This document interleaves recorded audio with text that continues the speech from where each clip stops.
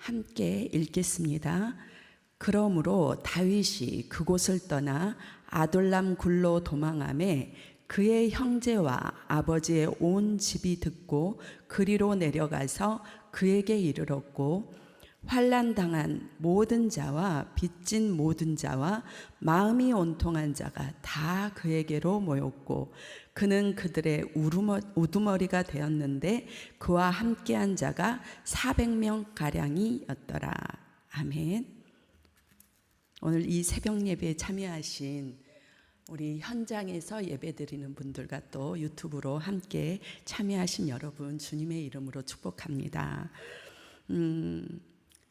2025년을 살고 있는 이 세상은 어떤 세대입니까? 영상과 미디어에 우리가 다 노출되어서 그것들로 인해서 우리가 삶을 살아간다 해도 틀린 말이 아닐 것입니다. 그래서 어떤 분야에서든 미디어나 영상의 영향을 받고 있습니다. 그래서 우리 또한 어떤 일들이 있으면 핸드폰에서 그 문제를 또 쳐보고 그곳에서 정보를 얻고 받은 해답을 얻으려고 하지 않습니까?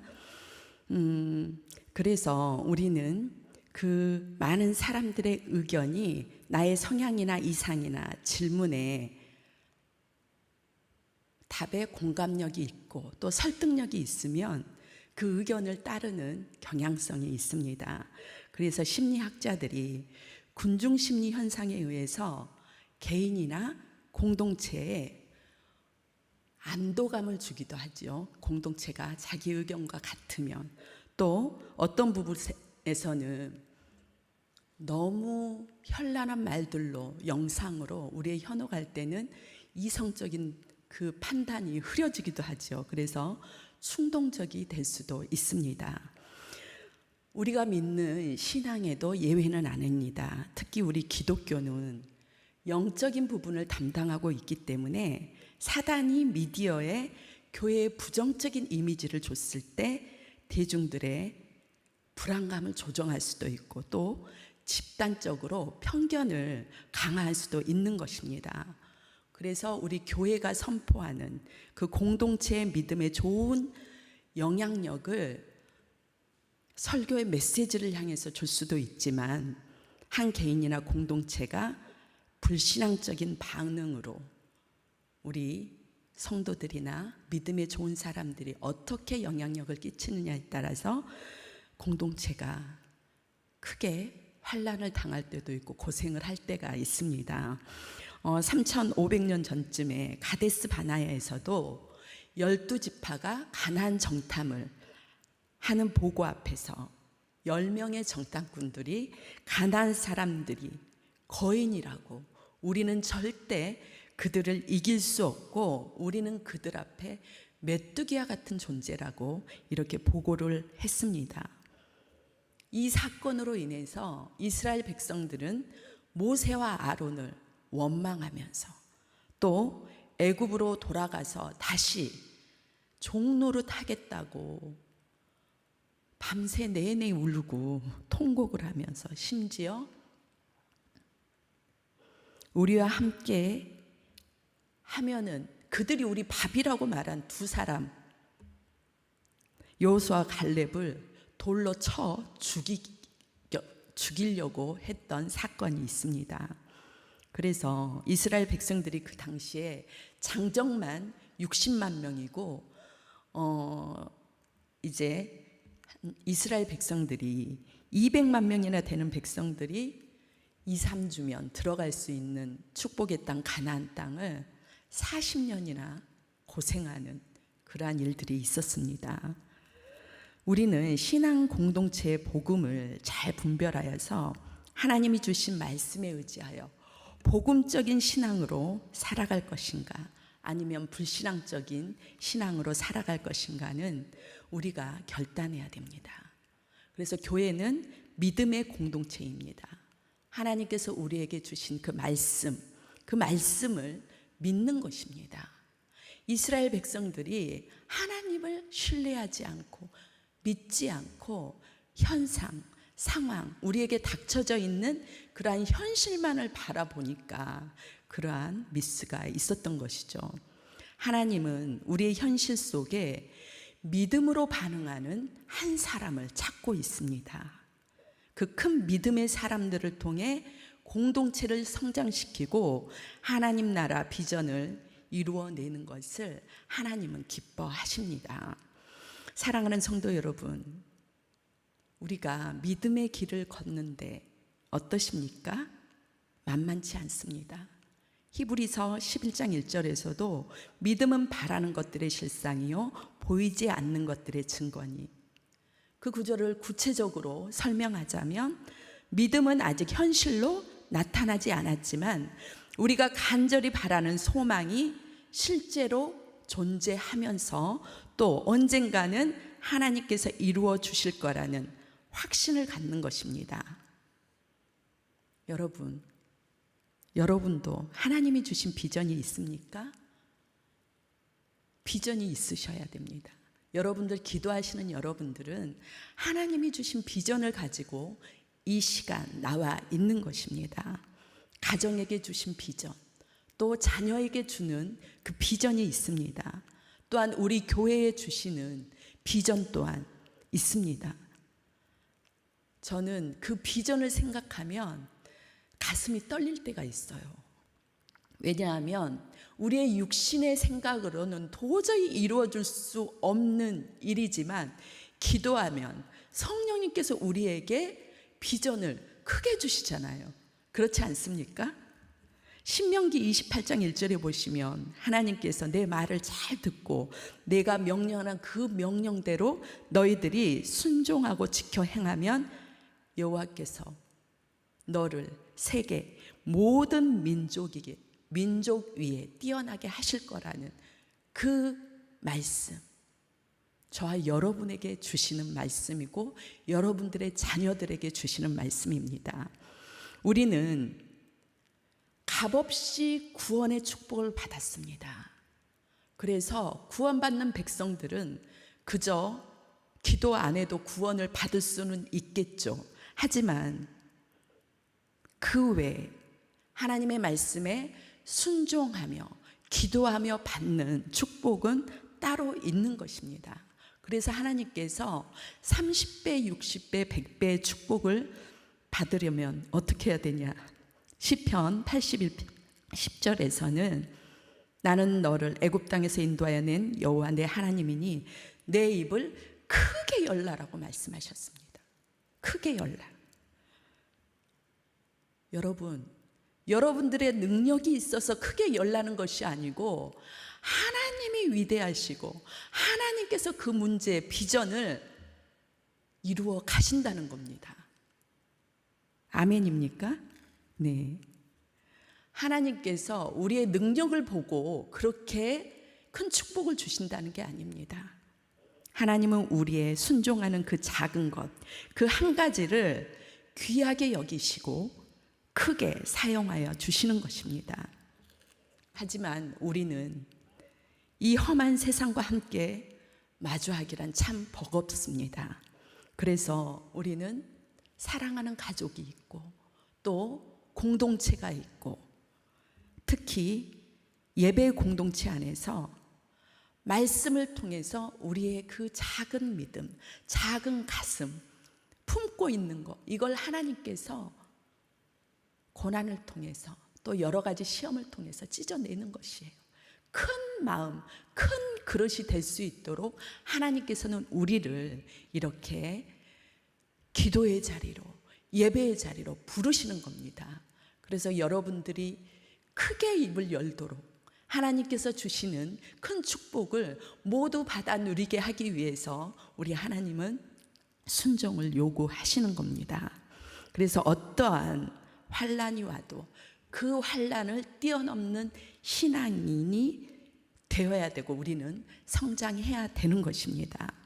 오늘 본문으로 돌아가 보시면 한 공동체가 등장합니다. 그곳의 주인공은 다윗입니다.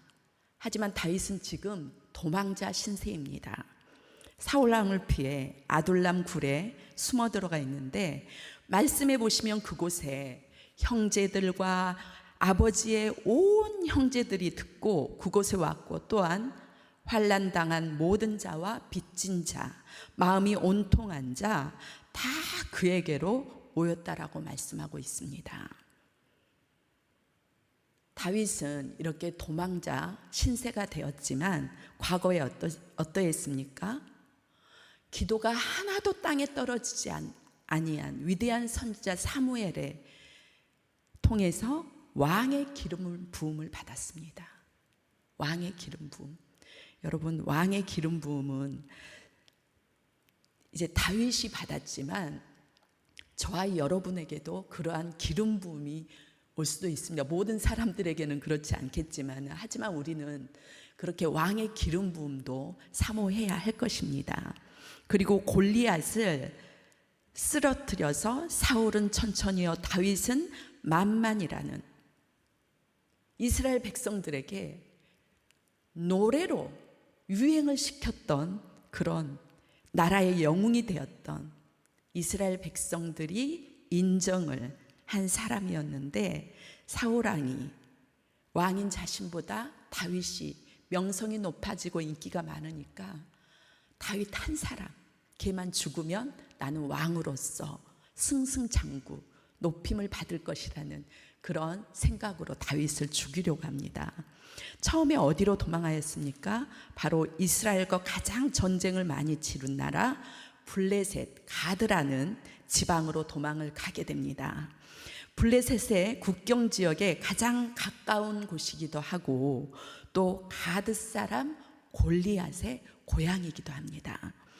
그런데 사무엘상 21절에서 이제 21장 10절에서 15절 이하에 보시면, 사울이 이제 사울의 눈을 피해 너무 두려워해 가지고 도망을 갑니다. 가드가 가깝기도 했지만 또 골리앗을 쓰러뜨렸으니까 자기의 명성도 알 거 아닙니까? 그러니까 가드 왕 아기스에게로 갑니다. 그런데 신하들이 다윗을 알아보는 거예요. 그리고 아기스 왕도 다윗을 알아봅니다. 그 말을 듣고 자기를 알아보니까, 저자가 저 사울을 죽인 자는 천천히요 다윗은 만만히로도 하지 아니한 그자 아니냐?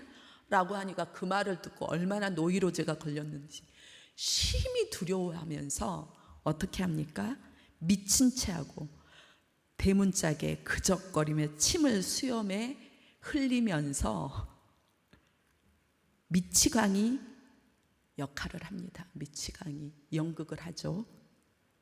그래서 아기스 왕이 내게 미치광이가 부족하여서 저자를 내게 데리고 왔느냐,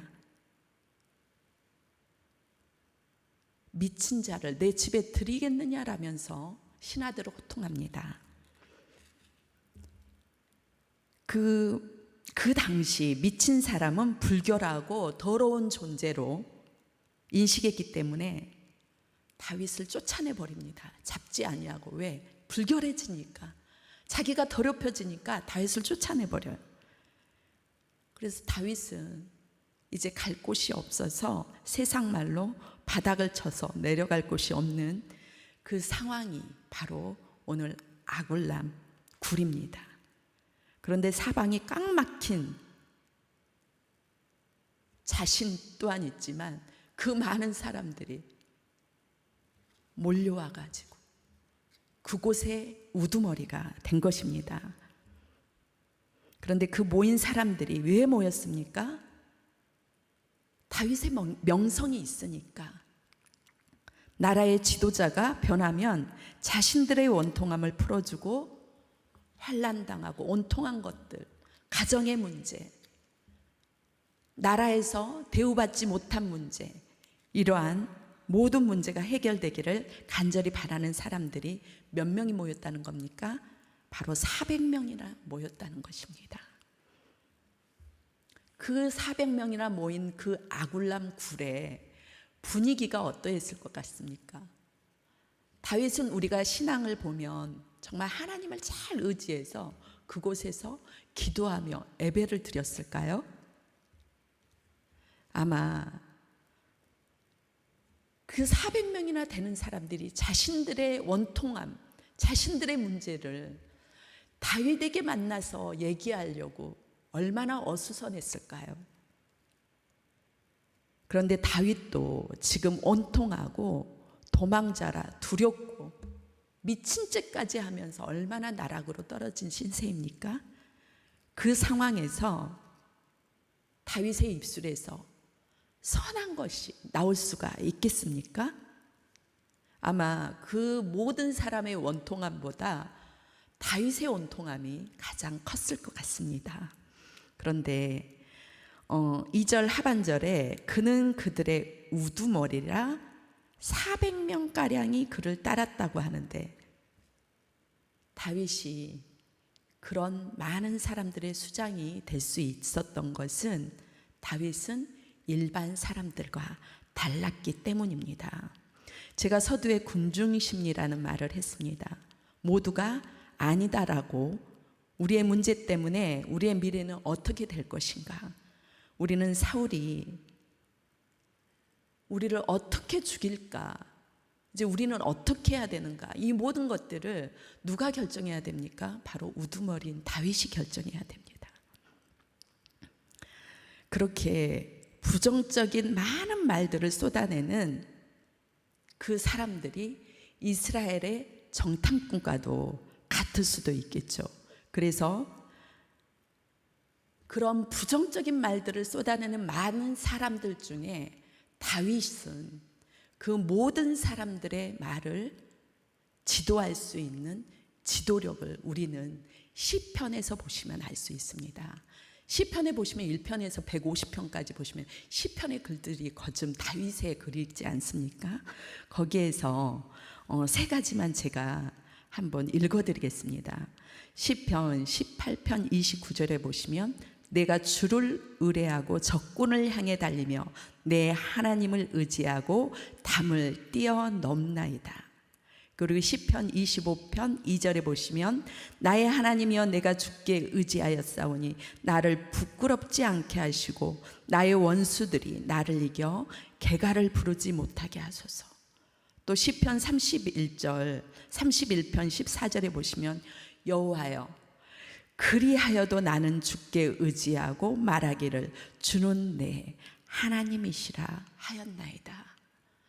많은 사람들 400명이나 되는 그 원통함과 아픔과 고통이 있는 자들에게 하나님의 말씀으로, 그리고 원통한 그 모든 것을 하나님께서 이루어 주시고 해결해 주시겠다는 그 믿음을 가지고 400명이나 되는 사람들을 말씀으로 교훈하는 그 모든 구절들이 시편에 나오고 있습니다.